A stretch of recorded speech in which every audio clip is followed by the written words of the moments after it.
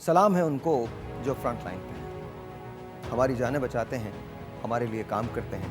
कोविड-19 के इस पुरआशोब दौर में ढाल बने हुए सामने खड़े। वो सारा पैरामेडिक स्टाफ, वो सारी नर्सेज, वो सारे वार्ड बॉयज़, वो सारे डॉक्टर्स जिन्होंने डिसाइड कर लिया है कि चाहे कुछ हो जाए लेकिन वो हमारी जानें ज़रूर बचाएंगे। वो तमाम की तमाम रेंजर्स जो इस वक्त पाकिस्तान के तमाम शहरों में, वो तमाम की तमाम पुलिस जो इस वक्त पाकिस्तान के तमाम शहरों में, Pakistan army, Pakistan armed forces, वो मीडिया के लोग, media personal, media anchors, ladies and gentleman, ये हैं हमारे फ्रंट लाइन वर्कर्स जिनको हम सलाम पेश करते हैं। Thank you for being here. Salute का ये एक हिस्सा है हमारी वो ट्रांसमिशन जो आप मंडे के दिन देखेंगे 9 बजे से रात 12 बजे तक TV1 पे।